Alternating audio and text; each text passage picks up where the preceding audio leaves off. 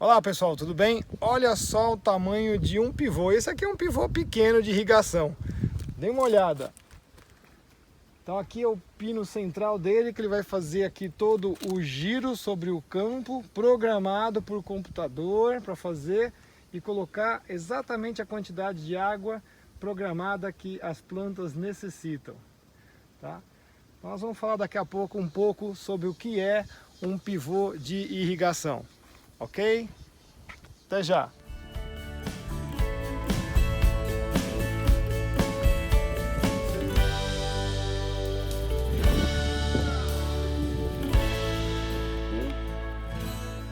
Olá pessoal, tudo bem?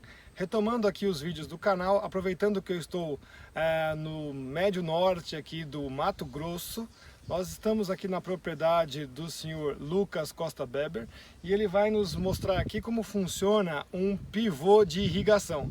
Lucas, obrigado por me receber aqui nas suas terras. Eu queria ver como é que é a agricultura, mostrar para as nossas pessoas que estão aí no nosso canal, que nos acompanham. Nós estamos quase já 100 mil pessoas e a gente gosta de mostrar a realidade do Brasil, né? Nesse mundo de ficção que nós temos por aí. Exato. E é importante mostrar essa parte operacional da agricultura. Nós vamos falar muito sobre isso, né? Fazer alguns pequenos vídeos para vocês entenderem, mas hoje em especial nós vamos entender um pouco o que é um pivô de irrigação.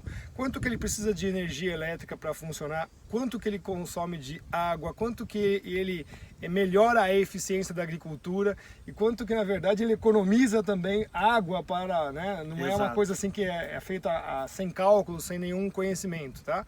Lucas, mostra um pouquinho pra gente como é que funciona então o equipamento, conta um pouquinho da história dele, né, porque a gente olha aqui, olha só, você tá com quantos? 13 gomos aqui, mais ou menos, isso? Exato. 13 gomos de irrigação, esse trator todo, ele vai girar em cima dessa unidade central, por isso que eles chamam um pivô, né? Mas você também tem outros que são lineares, que eles caminham na forma quadrada, né? Então ele vai fazer toda essa circulação e vai pulverizar praticamente a água, exatamente aquilo que a planta necessita. Exato. E para isso a informação meteorológica é vital. Como a gente sempre fala, a informação meteorológica é estratégica em todos os aspectos. A agricultura não seria diferente. Lucas, fala pra gente um pouquinho então da informação meteorológica, como chega aqui, como você usa isso, como que é aplicado no pivô, consumo de água, etc. Por favor. Duas coisas que a gente visa é a economia e o consumo racional de água. Então a empresa, eu pago consultoria para uma empresa, ela instala uma estação meteorológica na fazenda. Essa estação mede umidade do ar, temperatura, velocidade do vento, evaporação da água no solo.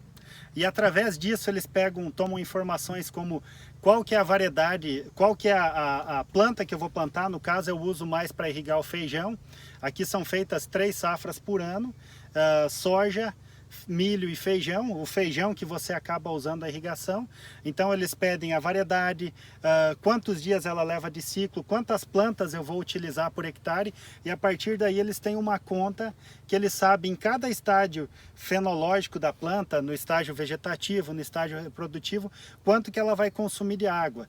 Então através de um aplicativo eles me mandam a informação aqui na fazenda dizendo, ó, você necessita molhar hoje X milímetros. Por exemplo, no período reprodutivo, que é o que mais consome, se utiliza em média de 6 milímetros até 7 milímetros de água por dia.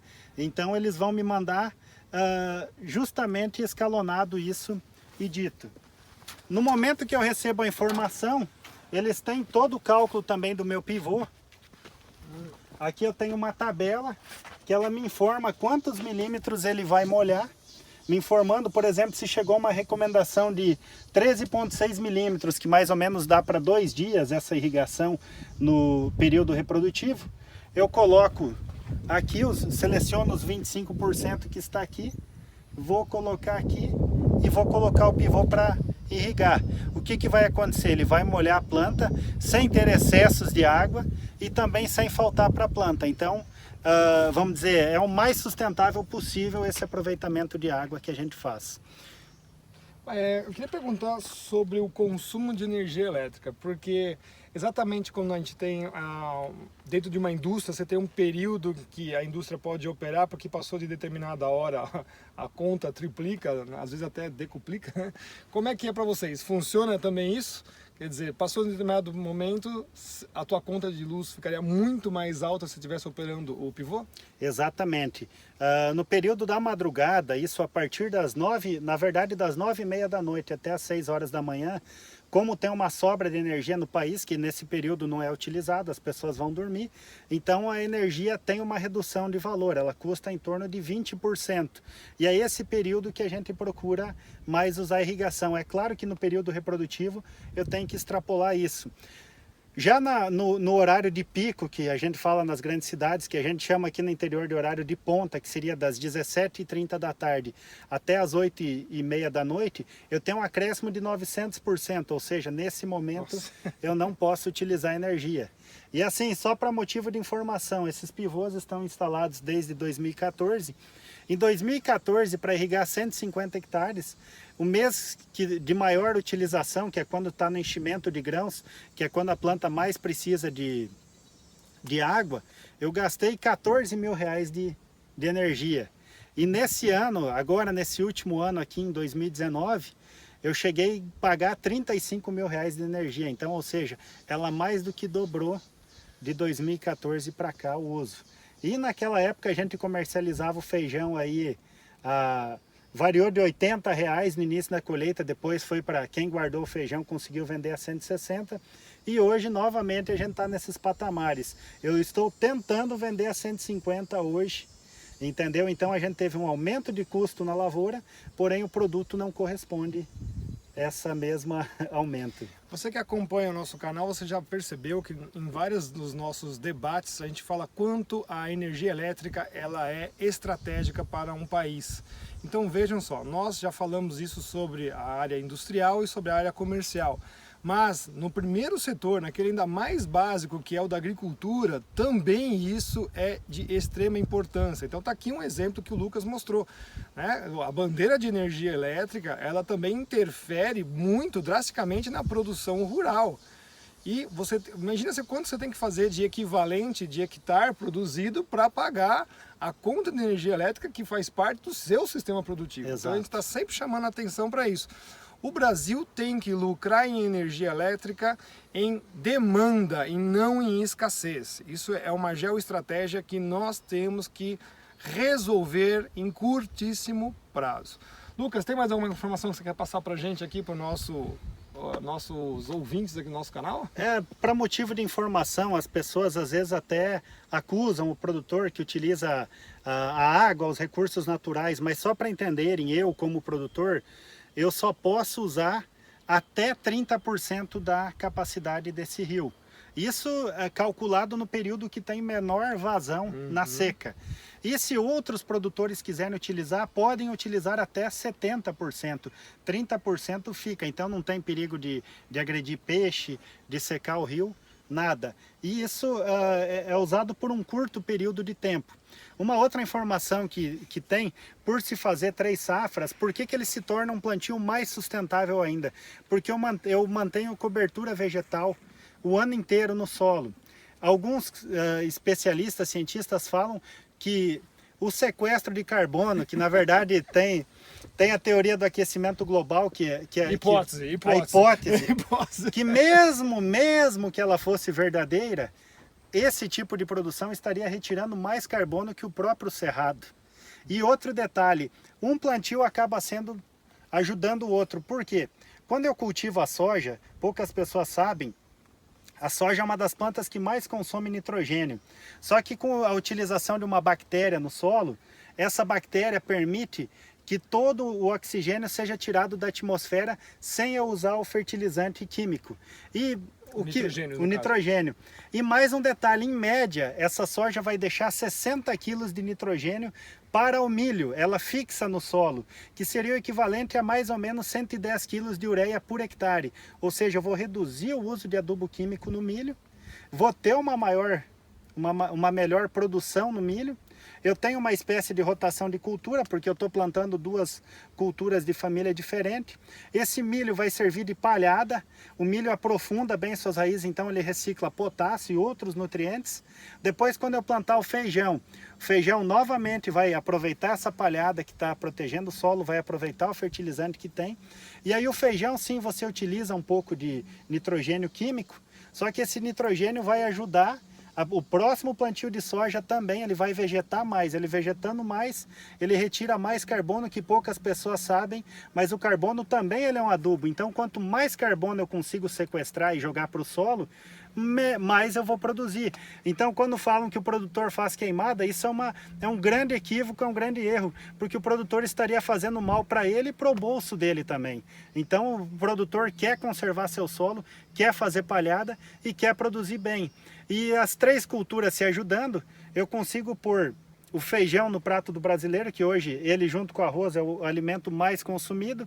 A soja aí que é utilizado em centenas de alimentos, que hoje você pega a bula, sem contar que quem gosta de comer o frango, comer o boi, a soja é a principal fonte proteica para esses animais. E o milho, que hoje aqui no Mato Grosso tem sido feito o etanol de milho, várias indústrias estão se instalando, que gera emprego, gera mais necessidade do produto, que vai demandar mais produção, e essa produção de 1 tonelada de milho você consegue fazer quase 400 litros de etanol. E ainda você tem a sobra, que é o DDG, que ele chega a ter, tem vários tipos de DDG, mas em média eles dão em torno de 40% de proteína, que também vai servir para engordar o frango e engordar o boi. Ou seja, o valor que você consegue agregar numa saca de milho é 4 vezes mais. Isso é mais dinheiro na economia, é mais consumo, é mais indústria no nosso país, é mais desenvolvimento. Para isso que a gente precisa da energia elétrica e energia elétrica de sobra no Brasil. Só para dizer para quem está nos assistindo que o DDG é aquela proteína, né, que é um resíduo praticamente de todo já o processo, que inclusive é aproveitado. E um grande problema logístico é que ele é extremamente leve, né? Extremamente Estão leve. tentando ainda resolver esse problema logístico. Exato. De transporte, né? Mas isso falar, acaba sendo bom para a região, porque o Mato Grosso, logisticamente, a gente está longe dos principais centros do Brasil. Então, para nós colocarmos indústria, a gente não fica competitivo. Mas na agroindústria, sim, porque nós podemos colocar criação de frango, de porco, de boi, próximo a essas indústrias. Também vai gerar mais emprego para a nossa região. Bem, então, Lucas, me fala aí como é que... O que você tem aqui na sua propriedade também de área conservada? Então, aqui está o nosso Cerrado Mato-Grossense. Aqui começa a ser uma área de transição, começa a ter algumas árvores já da Amazônia, mas são poucas árvores, na sua maioria ainda são árvores do Cerrado. E logo adiante, aí nos próximos municípios, começa a virar a floresta amazônica. Cada um desses aqui é uma areazinha de conservação, dessas pequenininhas aqui? Não, aqui são sedes mesmo, sedes de produtores. Você só coloca essa cobertura vegetal, na verdade, para proteger de vento. Lá atrás é outra reserva florestal. Ali atrás, sim, né? Lá também, atrás daquela sede, é outra reserva florestal. Hoje o cerrado se preserva em média 65% do cerrado, quer dizer, se cultiva. E os outros 35% eles são reservas. Muita gente não sabe, mas o produtor brasileiro é o único no mundo que não recebe para preservar. Sim. Nos Estados Unidos, o produtor tem a opção de preservar ou de plantar. Se caso ele queira preservar, ele recebe de 300 a 500 dólares por hectare. Aqui no Brasil, o produtor, além de não receber nada, ele tem a obrigação de conservar. Eu tenho que preservar isso daqui, cuidar de ladrões de madeira, eu tenho que cuidar de queimada, eu tenho que cuidar de desmatamento ilegal, que alguém pode querer entrar a grilagem de terra. Cálculos hoje estimam que o Brasil gasta mais ou menos em torno de 5 bilhões de dólares por ano, o produtor brasileiro gasta para conservar as suas florestas. E o que a gente, como produtor, tem lutado e brigado, quando tem as discussões, é que o nosso Código Florestal seja respeitado, ou seja, o produtor só pode desmatar, como eu falei, 65% no Cerrado, e na região amazônica ainda menos que isso. Sim. Então, se o produtor tem que conservar, que paguem para o produtor, porque o produtor trabalhou para conquistar aquilo lá e ele fez tudo dentro da lei. A lei permitia que ele tivesse essa área, que ele fizesse o desmatamento. E aquilo que é feito para conservar, se caso queiram, o produtor está aberto a receber. Agora não adianta fazer discurso na televisão que o produtor brasileiro tem que conservar, sabendo que a gente utiliza apenas 7,8% do nosso território para agricultura no Brasil. Não adianta ter esse discurso, mas cobrar do produtor a obrigação dele preservar. Isso acaba... E o pior são as multas ainda que são feitas em cima do produtor rural, que na verdade nem deveriam ter. Mas uma coisa importante que você falou, que essas porcentagens são em cima das terras do produtor, né? Porque na verdade Exato. Nós temos o Cerrado aí como 24, 25% da área do Brasil, e de tudo isso 2% foi utilizado, quer dizer, está muito conservado ainda, tá, pessoal? É importante falar isso. Então, essas porcentagens que o Lucas está dizendo é da própria área já de agricultura, das propriedades particulares, né? Hoje só da área preservada no Brasil, de toda a área preservada, 25% dela é somente dentro de propriedades rurais. 25%. E nós temos, o total ainda seria aí mais de, entre áreas de conservação e tudo, em torno de 66%. E é interessante que você comentou que nesse teu tipo de cerrado aqui, como ele é muito mais fechado, né? É exatamente porque nós estamos numa zona de transição que ele já tem alguns perfis de Amazônia, de floresta de Amazônia. Então o pessoal que está nos assistindo vê como é mata fechada. Tem até Tarzan lá dentro, tá, pessoal? Qualquer coisa você vai lá e acha a chita lá dentro. Ok, Lucas? Muito obrigado por receber a gente aqui na nossa propriedade. Um abraço a todos, fiquem com Deus, até a próxima.